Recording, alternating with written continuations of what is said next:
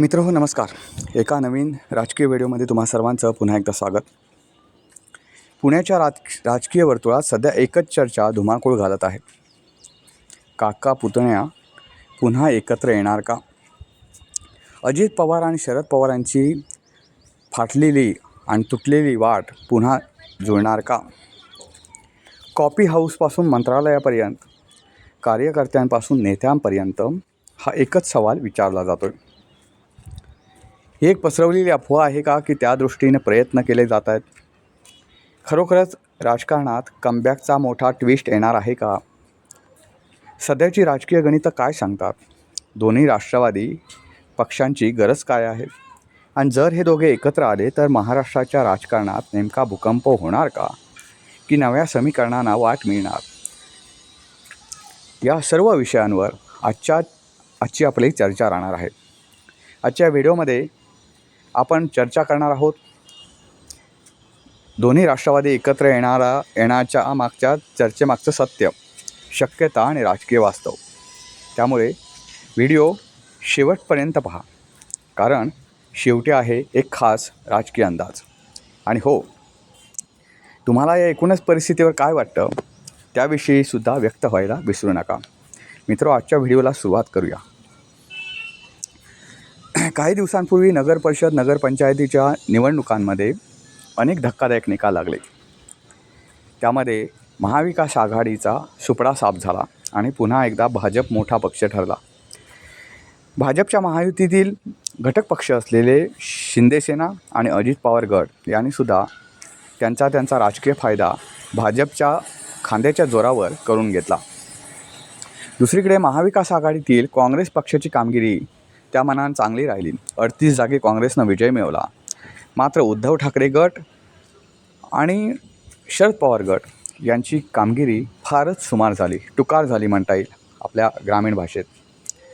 त्यामुळे या दोन्ही पक्षांना सध्याच्या अवस्थेत कुठे ना कुठे तरी कुणाच्या तरी खांद्यावर डोकं ठेवून स्वतःचं पुनर्वसन करण्याची गरज आता भासू लागली. त्या दृष्टीनं दोन्ही पक्ष महानगरपालिकेच्या निवडणुकीत सावध झाले. उद्धव ठाकरेंनी राज ठाकरे यांच्याबरोबर बिघडलेले संबंध पुन्हा जुळवलेत, तर दुसरीकडे शरद पवार गटानं अजित पवार गटांशी बोलणी सुरू केलेत. ती सध्या बोलणी कुठल्या पातळीवर आले वगैरे आपण ते पाहणार आहोत. आघाडी त्यांच्यामध्ये दोघांमध्ये होऊ शकते का ते सुद्धा पाहणार आहोत. मित्र, शरद पवार गट आणि अजित पवार गट हे एकत्र येणं, हे राज आणि उद्धव ठाकरे एकत्र येणं इतकं कठीण कधीच नव्हतं.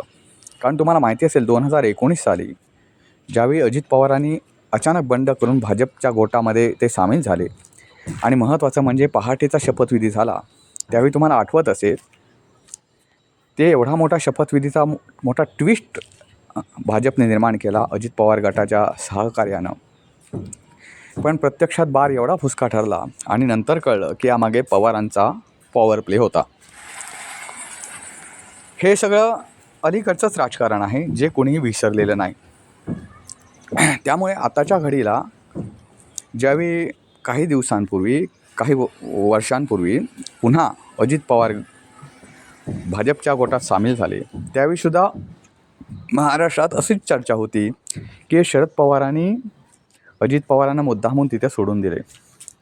पण ह्यावेळी भाजपने सावध राजकारण केलं. सत्तेपर्यंत पोहोचण्यासाठी त्यांनी डोकं गहाण ठेवलं नाही, जसं पूर्वी पहाटेच्या शपथविधी ठेवलं होतं तसं. त्यामुळे त्यांनी सावध पावलं उचलली आणि अजित पवार गट आजपर्यंत भाजपबरोबर व्यवस्थित राहिलेला आहे. त्याने पुन्हा काकांच्या आठवणी त्यांना आल्या नाहीत. असं असलं तरीसुद्धा त्यांचं नातं कधी दुभंगलेलंसुद्धा फार दिसलं नाही. अनेक कौटुंबिक कार्यक्रम असतील किंवा कौटुंबिक सोहळा असेल किंवा अन्य काही कार्यक्रम, त्याच्यात ते असं दिसलं नाही की ते दोन्ही एका व्यासपीठावर आले नाहीत किंवा अन्य काही असं काही दिसलं नाही. त्यांच्यामध्ये प्रचंड मोठं दुफळी आहे असं सुद्धा कधी दिसलं नाही. पण जी दुफळी तुम्हाला राज ठाकरे उद्धव ठाकरेंमध्ये दिसली, प्रचंड टोकाच्या टीका दिसल्या दोघांमध्ये, तेवढं राजकारण ह्या दोघांच्यामध्ये शिजलेलं दिसलं नाही. तर पाहायला गेलं मित्रांनो, तर आजसुद्धा निम्मा महाराष्ट्र असंच म्हणतोय की शरद पवारांनी मुद्दामहून हे घडवून आणलं, अजित पवारांना तिकडे हे केलं. तर कारण शरद पवारांचे गेम जे असतात, राजकीय गेम, हे असेच काहीतरी विचित्र असतात. याच्यावर मी व्हिडिओसुद्धा बनवलेला होता, एक जवळपास 6-7 दिवसांपूर्वी तो अपलोड केलेला आहे. तर तो तुम्ही पाहू शकता, शरद पवारांनी किती राजकीय गेम आज खेळलेत. त्यामुळे हा गेम शरद पवारांचाच असू शकतो, अशी निम्या महाराष्ट्राची तरी आजसुद्धा धारणा आहे. त्यामुळे ते दोन्ही जर गट एकत्र आले तर त्याच्यात विशेष काही वाटण्यासारखं नाही. आता मी तुम्हाला मगाशीच म्हटलं, शरद पवार गटाची एक नाजूक अवस्था झाली. अक्षरशः म्हणजे त्यांना तोंड दाखवायला जागाच शिल्लक राहिली नाही नगर परिषद आणि नगरपंचायत निवडणुकीतील निकालामुळे. त्यामुळे कुठेतरी आपलं अस्तित्व महानगरपालिका निवडणुकीतसुद्धा दिसलं पाहिजे, अशी एक अटकळ शरद पवार गटाची असू शकते. कारण बारामतीमध्ये सुद्धा जो शरद पवार गटाचा होम पिच आहे, असा अजित पवार गटांचा सुद्धा होम पिच आहे. पण शरद पवारांनी बारामती डेव्हलप करायला सुरुवात केली. अजित पवारांनी त्याच्यावर कळस चढवला असं म्हणता येईल. पण त्याच बारामतीमध्ये सुद्धा राष्ट्रवादीची शरद पवार गटाची नाजूक अवस्था झाली. अजित पवार गट तिथे मोठा ठरला. त्यामुळे महानगरपालिका असेल किंवा अन्य स्थानिक स्वराज्य संस्थांच्या निवडणुकामध्ये आज गरज आहे शरद पवार गटाला ती अजित पवार गटाशी संधान बांधण्याची. कारण दोन्ही राष्ट्रवादी जर एकत्र आल्या तर चित्र थोडंफार बदलू शकेल, अशी शरद पवार गटाची एक ही आहे, डोकं आहे. आता अजित पवार गट आणि शरद पवार गट यांच्यामध्ये चर्चांच्या काही फेऱ्या झाल्या. त्याच्यामध्ये अजित पवार गटाने एक नाजूक अशी अट घातली की आपण एकत्र येण्यास काय प्रॉब्लेम नाही, पण शरद पवार गटाच्या लोकांनी, इच्छुकांनी जे असतील नगरसेवक होण्यासाठी, त्यांनी महापालिका निवडणूक लढवताना घड्याळाच्या चिन्हावरच लढवावी.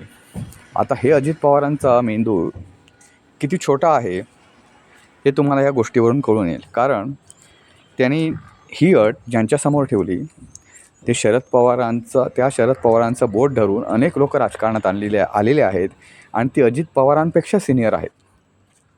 बघा बरं मी काय म्हणतो आहे, पुन्हा एकदा मी वाक्य रिपीट करतो की अजित पवारांनी जी अट त्यांच्या काकासमोर ठेवली, त्या काकांचं बोट धरून अनेक लोक राजकारणात आलेले आहेत आणि ती आता अजित पवारांपेक्षा खूप मोठं चांगलं राजकारण करत आहेत.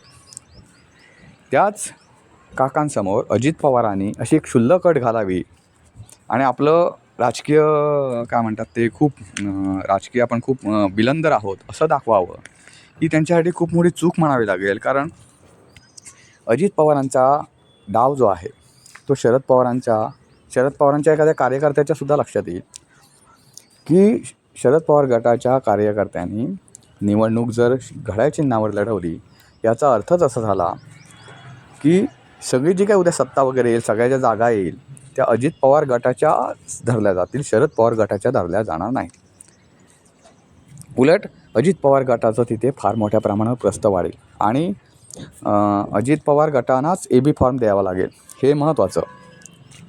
घड्याळ चिन्ह हे अधिकृतरित्या निवडणूक आयोगानं आणि कोर्टानंसुद्धा सध्याच्या घडीला अजित पवार गटाकडे दिलेलं आहे.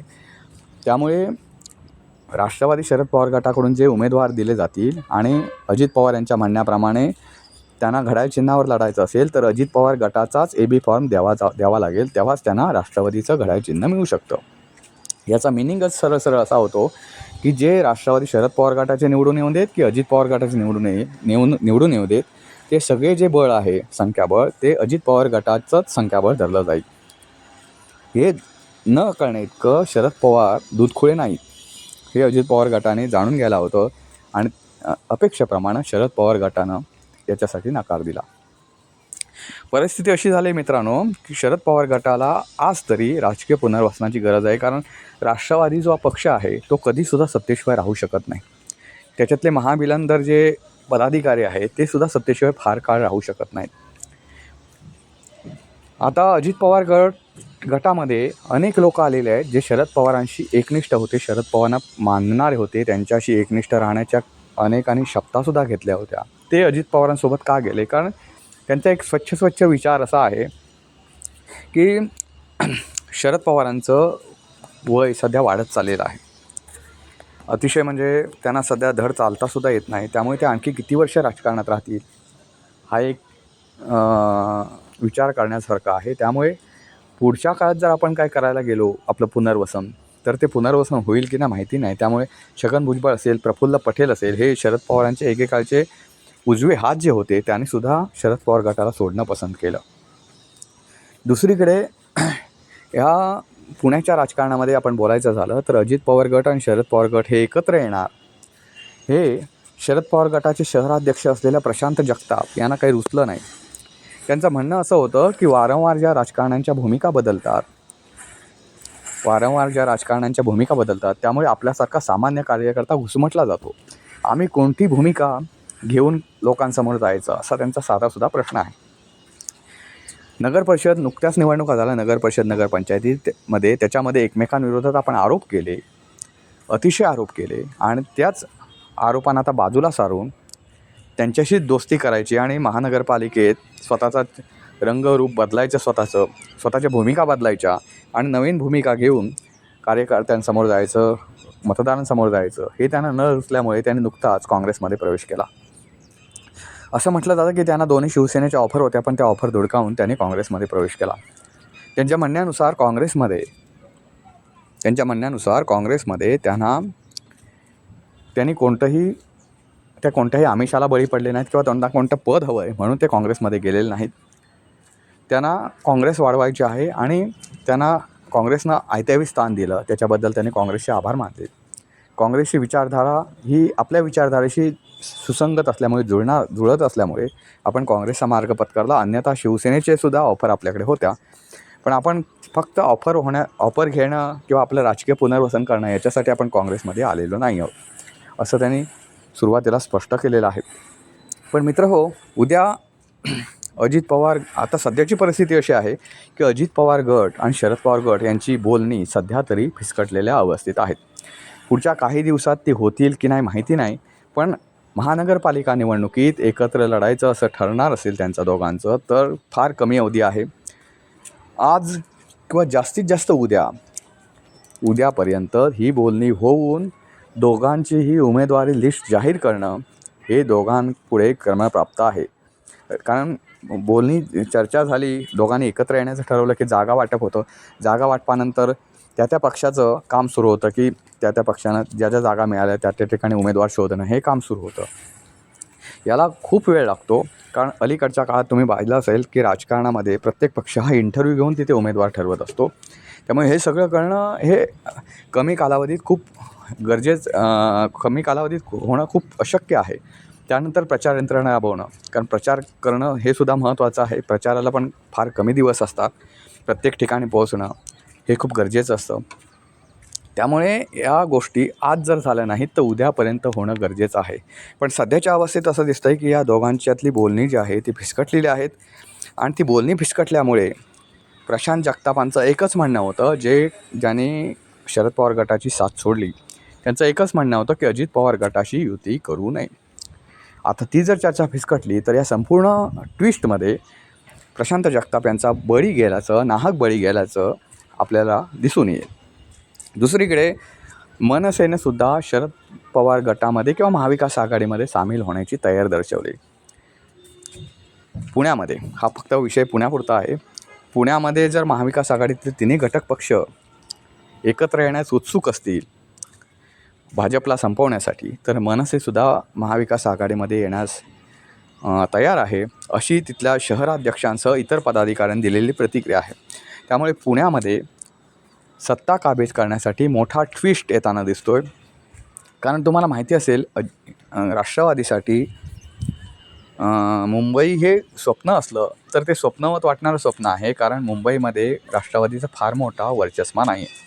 तिथे राष्ट्रवादीपेक्षा त्यांच्याच विचाराच्या असलेल्या काँग्रेसचा मोठा वर्चस्व आहे, काँग्रेसचा मोठा गट आहे, काँग्रेसचे मोठे वोट बँक आहे मुंबईमध्ये. त्यामुळे तिथे फार लक्ष केंद्रित करून तिथे ताकद वाया घालवण्यापेक्षा राष्ट्रवादीनं, म्हणजे राष्ट्रवादीच्या दोन्ही गटांनी सध्या पुण्याकडे आपलं लक्ष केंद्रित केल्याचं दिसतंय. पुण्यामध्ये काय होणार, सद्यस्थितीत तरी दोलायमान स्थिती आहे. कदाचित दोन्ही पक्षांची आघाडी होऊ शकते, कदाचित होणार नाही. असं असलं तरी तुम्हाला माहिती असेल अजित पवार गट हा आता नुकत्याच झालेल्या नगरपरिषद निवडणुकीत एक व्यवस्थित पक्ष आहे, त्याला बऱ्यापैकी पाठबळ मिळालेलं आहे, हे सिद्ध झालेलं आहे. पुण्यामध्ये असेल, बारामतीमध्ये असेल, या ठिकाणी पक्षाच्या जागा ह्या खूप बऱ्यापैकी प्रमाणात राहिलेल्या आहेत. त्यामुळे सध्याच्या घडीला पुनर्वसनाची गरज आहे ती शरद पवार गटाला. शरद पवार गट जो आहे तो खूपच मोठ्या प्रमाणात खिळखिळा झाला आहे असं म्हणता येईल. त्यामुळे महानगरपालिका निवडणुकीत ज्या काही जागा मिळतील त्या जागा पदरात पाडून घेणं आणि निवडणूक लढवणं आणि भविष्यात पुण्यामध्ये सत्ता आणणं. दोन्ही पवार एकत्र आले तर पुण्यामध्ये मला नाही वाटत की पुण्यामध्ये त्यांची सत्ता येण्यात काही अडचण असेल. पण ते दोन्ही पवार एकत्र आले तरच. दोन्ही पवार जर एकत्र आले नाही तर कोणाची सत्ता येईल हे एकतर अजित पवार गटाची येऊ शकते किंवा मग तिथे तिसरा पर्याय असू शकतो. पण शरद पवार गटाची तर काय एकत्र आहे.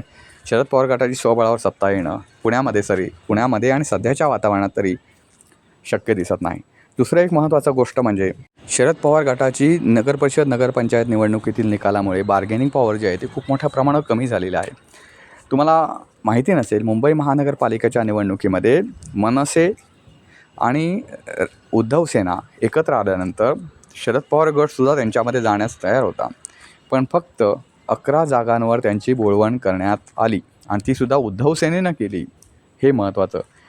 म्हणजे मनसेसारखा पक्ष ज्याला एक नगरसेवक निवडून आणतानाही मुश्किल आहे, त्यांच्यासाठी उद्धव सेना 50 ते 55 जागा सोडायला तयार झाली मुंबई महानगरपालिकेत. आणि आपण आपला एवढा सिनियर पक्ष, आपले आमदार आहेत, आपले खासदार आहेत, आपल्याकडे अनेक ठिकाणी नगरसेवक आहेत, तरीसुद्धा आपल्या एवढ्या सिनियर पक्षाला आणि आपल्यासारख्या सिनियर माणसाला उद्धव सेना फक्त 11 जागांवर आपली बोळवण करीत असेल तर ते खूप लांछनास्पद आहे आणि अपमानास्पद आहे. अशी एक धारणा शरद पवार गटानं खुद्द शरद पवारांनी करून घेतली. आणि त्यामुळे या दोघा भावांमध्ये न पडता सध्या तरी शरद पवार गटाने काँग्रेसशी हातमिळवणी करण्याचे मनसुबे रचल्याचं दिसून येतं. मित्रहो, या एकूणच राजकीय परिस्थितीवर तुम्हाला काय वाटतं? पुण्यामध्ये अजित पवार आणि शरद पवार जर एकत्र आले तर त्यांना लाभ होईल का? आणि हे दोन्ही गट एकत्र येऊ शकतात का? शरद पवारांची बार्गेनिंग पॉवर नगरपरिषद आणि नगरपंचायत निवडणुकांच्या निकालानंतर खूप कमी झाले आहे का? याच्याबद्दल तुम्हाला काय वाटतं ते कॉमेंट बॉक्समध्ये नक्की लिहा. पुन्हा भेटू एका नवीन व्हिडिओचा. तोपर्यंत नमस्कार.